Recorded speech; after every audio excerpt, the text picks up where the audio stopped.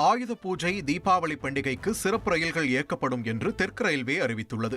வழக்கமான ரயில்களில் முன்பதிவு டிக்கெட் சில நிமிடங்களில் விற்று தீர்ந்த நிலையில் 11 சிறப்பு ரயில்களுக்கு தெற்கு ரயில்வே பரிந்துரை செய்துள்ளது.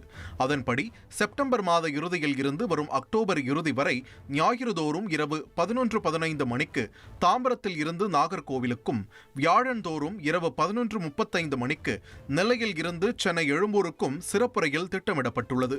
திங்கட்கிழமைகளில் இரவு 11:30 மணிக்கு தூத்துக்குடியில் இருந்து சென்னை எழும்பூருக்கும், செவ்வாய்க்கிழமைகளில் காலை 9 மணிக்கு நாகர்கோவிலில் இருந்து சென்னை சென்ட்ரலுக்கும், ஞாயிற்றுக்கிழமைகளில் இரவு 10:30 மணிக்கு சென்னை சென்ட்ரலில் இருந்து செங்கோட்டைக்கும் சிறப்பு ரயில் திட்டமிடப்பட்டுள்ளது. இதேபோல் புதன்கிழமைகளில் மதியம் 3:10 மணிக்கு சென்னை சென்ட்ரல், செங்கோட்டை இடையே சிறப்பு ரயில் இயக்க பரிந்துரைக்கப்பட்டுள்ளது. இதை தவிர Chennai central Kovai, Ernakulam Chennai central, Thiruvananthapuram central Chennai central, Chennai central Kanniyakumari என மொத்தம் 11 சிறப்பு ரயில்களை இயக்க ரயில்வே துறைக்கு தெற்கு ரயில்வே பரிந்துரைத்துள்ளது.